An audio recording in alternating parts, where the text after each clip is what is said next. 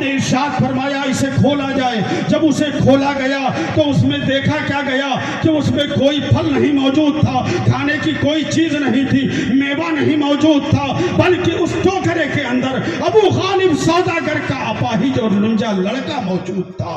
اب ابو غالب سوداگر ہاتھ جوڑ کر کھڑا ہو جاتا ہے. اس نے عرض کیا حضور, آج میں نے بغداد کے بڑے بڑے علماء اور مشائخ کو خصوصیت کے ساتھ پیرا میرے میرا سیدنا شیخ عبد القادر جیلانی بغدادی رضی اللہ تعالیٰ عنہ کو اس لیے دعوت دے کر بلایا ہے تاکہ آج میں ان علماء مشائخ کو دعوت کھلاؤں گا اور ان سے اپنے اپاہج لنجے لڑکے کی شفا کے لیے دعا کروں. جب اتنا اس ابو غالب سوداگر نے کہا, حضرت سیدنا غوث اعظم رضی اللہ تعالیٰ عنہ اس اپاہج لڑکے پر نگاہ ولایت ڈالتے ہیں, ارشاد فرماتے ہیں قم باذن اللہ صالحا, اے لڑکا اٹھ جا تندرست و توانا ہو کر. غوث اعظم کے زبان فیض ترجمان سے اتنا نکل رہا تھا کہ وہ اپاہج لڑکا لنجا وہ دوڑنے لگتا ہے.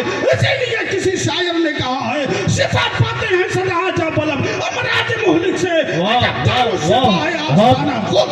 سبحان اللہ سبحان اللہ. حضرات گرامی, جو میں نے دو باتیں ذکر کی تھی دونوں پر میں نے ایک ایک نظیر پیش کر دی. حضرات گرامی,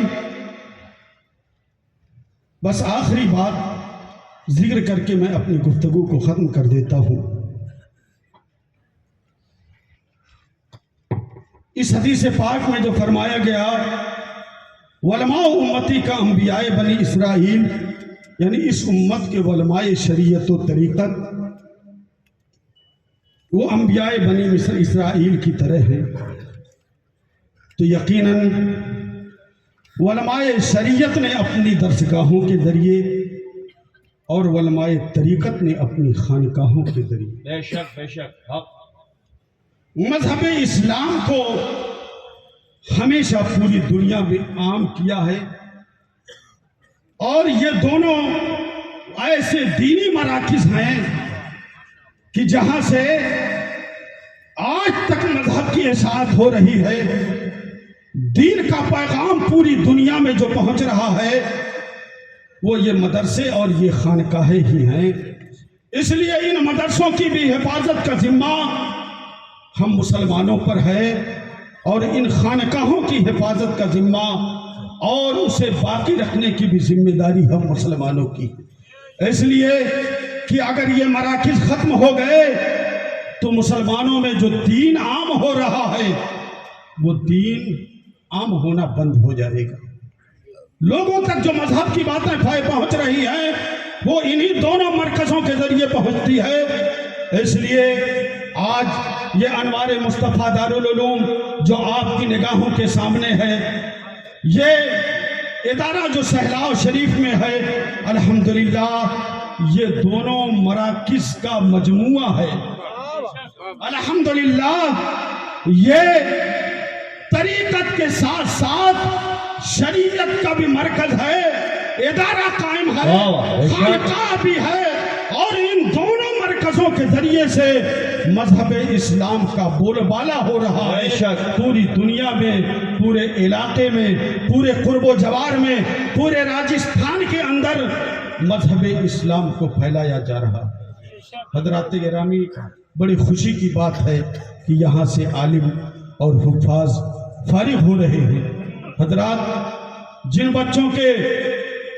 جن لوگوں کے بچے عالم بن کر نکل رہے ہیں یا حافظ بن کر نکل رہے ہیں, ان کے لیے بڑی مبارک کی بات ہے اور میں ان کو مبارکباد پیش کرتا ہوں کہ آج آپ نے توجہ کی, اپنے بچے کو اس دارالعلوم میں داخلہ دلایا, تو آج آپ کا بچہ حافظ اور عالم بن کر نکل رہا ہے. الحمدللہ یہ بڑے خوشی کی بات ہے اور یقیناً یہ آپ کے بچے آپ کی نجات کا ذریعہ ہوں گے. اس لیے مسلمانوں کو چاہیے کہ آپ اپنے بچوں کو دوسرے بچوں کو بھی دینی تعلیم کے لیے تیار کریے، دارالعلوم انوار مصطفیٰ میں داخلہ کرائیے اور دین کا ایک مرد مجاہد بنا کر اپنی قوم کی اصلاح کے لیے اسے پوری دنیا میں جانے کی اجازت دے دیجیے۔ حضرات گرامی، میں ان فارغین سے کہوں گا کہ جب آپ یہاں سے فارغ ہو رہے ہیں تو آپ کا یہ ادارہ آپ کے لیے مادر علمی ہو گیا، اور ہمیشہ اپنے مادر علمی کا لحاظ کرو۔ آج آپ دیکھتے ہیں کہ لوگ شاعروں کو بڑے انعامات دیتے ہیں، علماء کو بہت انعامات دیا جاتا ہے، مگر آج انعام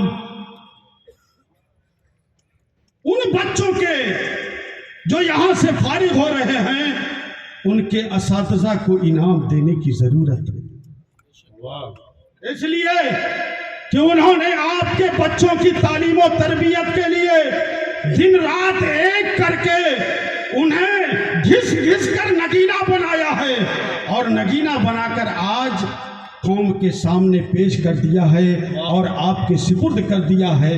تو نگینہ بنانے میں بڑی دشواری ہوتی ہے، بڑی مشقت ہوتی ہے۔